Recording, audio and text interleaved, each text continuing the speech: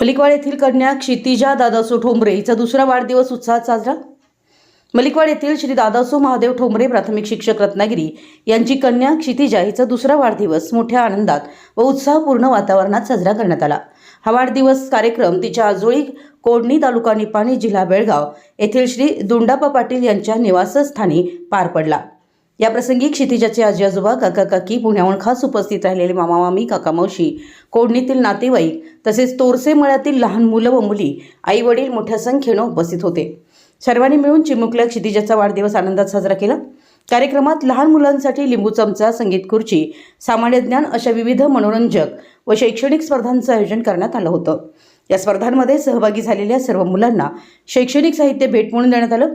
त्यामुळे कार्यक्रमाला केवळ मनोरंजनाबरोबरच शैक्षणिक व संस्कारक्षम स्वरूप प्राप्त झालं।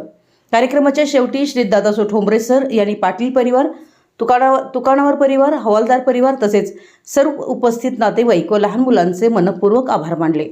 कैलासवासी महादेव ठोंबरे उर्फ शेलार मामा यांची ही नात असल्याची माहिती यावेळी देण्यात आली। विशाल क्रांती न्यूज प्रतिनिधी अमर माने, मलिकवाड।